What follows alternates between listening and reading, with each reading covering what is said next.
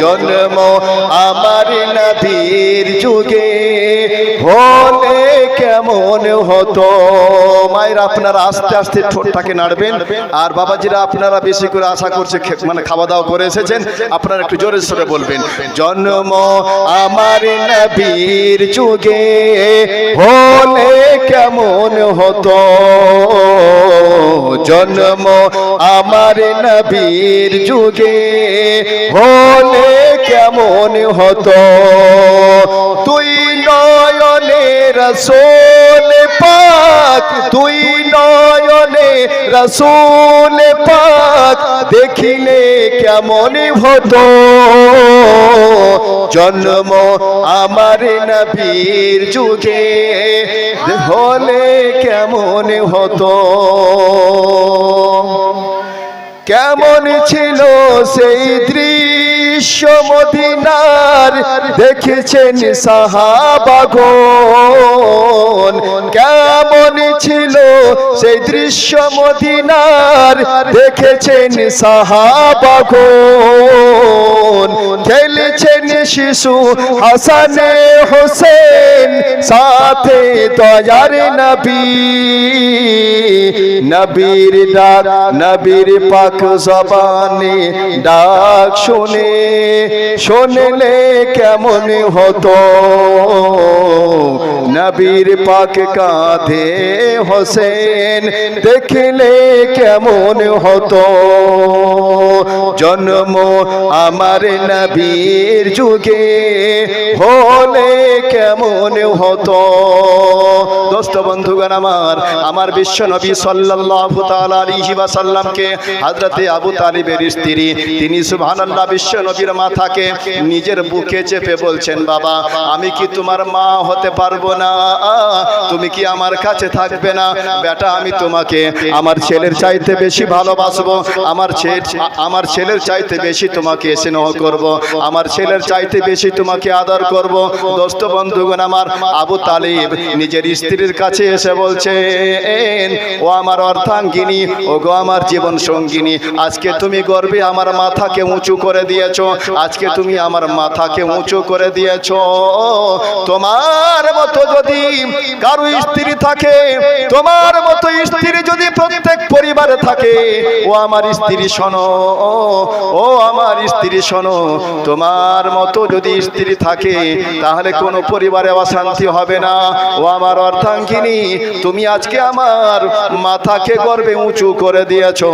দোস্ত বন্ধুগণ আমার আব্দুল মুত্তালিব এটাই চাইছিলেন যে আমার প্যারা লাডলা, আমার প্যারা পোতা যেন আমার আমার আমার ছেলে আবু তালিবের স্ত্রীর কাছেই থাকে, কারণ বিশ্ব নবী সাল্লাল্লাহু আলাইহি ওয়াসাল্লামের বাবা আব্দুল্লাহ যে স্ত্রীর গর্ভে জন্মগ্রহণ করেছিলেন, সেই স্ত্রীর গর্ভে আবু তালিবও জন্মগ্রহণ করেছিলেন। ফলে অন্যান্য চাচাদের চাইতে, অন্যান্যদের চাইতে সুবহানাল্লাহ বিশ্ব নবী সাল্লাল্লাহু আলাইহি ওয়াসাল্লামের উপরে বেশি মায়া হবে কার? সুবহানাল্লাহ চাচা আবু তালিবের। বাবা বিশ্ব নবী সাল্লাল্লাহু আলাইহি ওয়াসাল্লামকে আমার আব্দুল মুত্তালিব সুবহানাল্লাহ তিনি চাচা আবু তালিবকে সঁপে দিয়ে 120 বছর বয়সে ইন্তেকাল করলেন। আমার দয়ার নবী মায়ার নবী থাকতে লাগলেন চাচির কাছে, আবু তালিব চাচার কাছে থাকতে লাগলেন। তারা নিজেদের ছেলের চাইতে বেশি ভালোবাসতেন বিশ্ব নবীকে, বিশ্ব নবীকে খুব প্যার মোহাব্বত করতেন। আমার বিশ্ব নবীকে নিজের ছেলের চাইতে চাচি আবু তালিবের স্ত্রী তিনি ভালোবাসতেন। আমার দয়ার নবী মায়ার নবী সাল্লাল্লাহু তাআলা আলাইহি ওয়াসাল্লাম সুবহানাল্লাহ চাচি এবং চাচার কাছে লালন পালন হতে লাগতেন। একদিনকার ঘটনা, বাবা মুলকে শাম যাবেন ব্যবসা করার জন্য। কে? চাচা আবু তালিব সামান গোছাচ্ছেন, কাপড় চোপড় গোছাচ্ছেন, ব্যাগে ভরছেন। আমার দয়ার নবী দেখার পরে বলছেন, ও গো চাচা এই সামানগুলো কেন আপনি গোটাচ্ছেন, আপনি কোথায় যাবেন? আমার বিশ্ব নবীকে চাচা আবু তালিব বলছেন, ওরে ভাতিজা লাসানির চুম্বো চরণ খানি। বলেন ইয়া রাসূলুল্লাহ। হাজি ছবিল পাড়ার মানুষ আপনারা যে এত আস্তে আস্তে সুবহানাল্লাহ বলছেন, আপনাদের দেওয়ালটাও তো পার হয় না আওয়াজ। আর আমি বুড়া মানুষ চলে আসছি তো আমার আওয়াজটা গোটা গ্রামে গুনছে নাকি।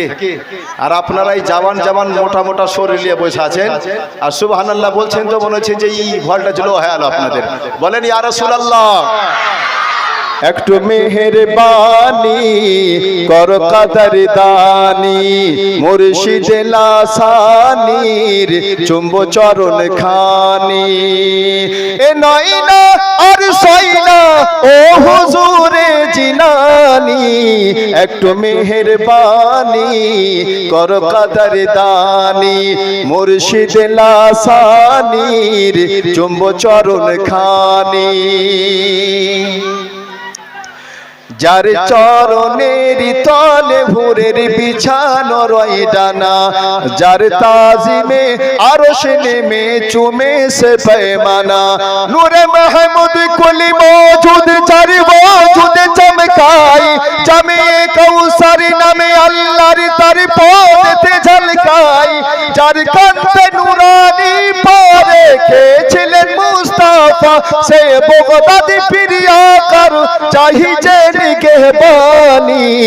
একটু মেহেরবানি করো পীর জিলানি, একটু মেহেরবানি করো কাদার দানি মুর্শিদ লাসানির চুম্ব চরণ খানি। দোস্ত বন্ধুগণ আমার দয়ার নবী জিজ্ঞাসা করছেন চাচাকে, চাচা গো আপনি কতদিনের জন্য বাড়ি থেকে যাবেন? দোস্ত আবু তালিব বলছেন, ভাতিজা ও আমার প্যারা লাডলা বেটা, আমাকে মুলকে শাম যেতে 3 মাস সময় লাগবে, আবার ওই মুলকে শাম থেকে ফিরে আসতে 6 মাস লাগবে। আমি মোট 6 মাসের জন্য বাড়ি থেকে বার হয়ে যাচ্ছি। আমার বিশ্বনবী সাল্লাল্লাহু আলাইহি ওয়াসাল্লামের বাবা মনটা খারাপ হয়ে গেল। এই জন্য মন খারাপ হলো। আমার দয়ার নবী কার সঙ্গে থাকবেন, কার সঙ্গে ঘুরবেন, কার সঙ্গে কথা বলবেন? চাচা যে চলে যাচ্ছেন বাইরে ব্যবসা করার জন্য, বিশ্বনবীকে আমার বিশ্বনবীর চাচা আবু তালিব বাড়িতে রেখে যাচ্ছেন। আমার দয়ার নবী বলছেন, চাচা আমি কার মুখ দেখে থাকবো, আমি কার সঙ্গে কথা বলবো, আমি কার সঙ্গে আমি বার্তা করব? দোস্ত বন্ধুগণ আমার এই কথা যখন আমার দয়ার নবী বললেন, চাচা আবু তালিবের মনটা যেন গলে গেল, চাচা আবু তালিবের মনটা যেন নরম হয়ে গেল। দোস্ত বন্ধুগণ আমার বিশ্বনবী সাল্লাল্লাহু আলাইহি ওয়াসাল্লামকে এর মুখ থেকে যখন কথা শুনলেন, কথা শোনার পরে আমার দয়ার নবী নিজের স্ত্রী দয়ার নবীর চাচিকে বলছেন, ওগো আমার অর্ধাঙ্গিনী, শোনো তুমি ভালোভাবে ছেলেকে সাজিয়ে দাও, ভালো জামা কাপড় তাকে পরিয়ে দাও, আর একটা জামা এক্সট্রা করে দিয়ে দাও, যেন যদি এটা মহিলা হয় তাহলে অপরটা যেন পড়তে পারে। বিশ্বনবী সাল্লাল্লাহু তাআলা আলাইহি ওয়াসাল্লামকে সঙ্গে নিয়ে যাওয়ার জন্য রাজি হয়ে গেলেন, রেডি হয়ে গেলেন কে? চাচা আবু তালিব।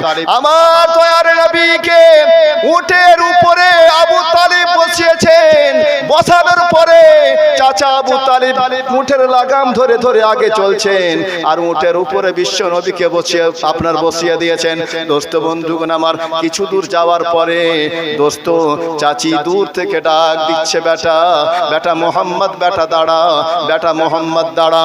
আমার সুবহানাল্লাহ দয়ার নবী চাচির কথা শোনার পরে, চাচির কথা শোনার পরে আমার দয়ার নবী চাচাকে বলছেন, চাচা পিছন থেকে চাচি ডাক দিচ্ছেন, পিছন থেকে চাচি ডাক দিচ্ছেন, একটু দাঁড়ান, হয়তো কোনো কিছু বলবে।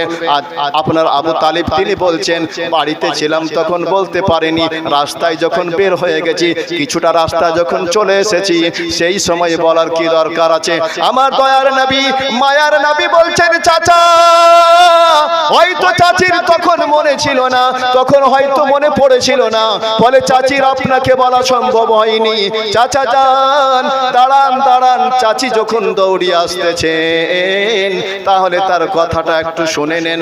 দোস্ত বন্ধুগণ আমার বিশ্বনবী সাল্লাল্লাহু তাআলা আলাইহি ওয়াসাল্লাম সুবহানাল্লাহ আপনার উটনির উপরে আছেন, চাচা আবু তালিব নিচে আছেন। আমার দয়ার নবী কাছাকাছি এসে চাচি বলছেন, ও ভাতিজা, ও আমার প্যারা লাডলা বেটা, একটু হাতটা তুমি নিচে করো বেটা। আমার দয়ার নবীর চাচি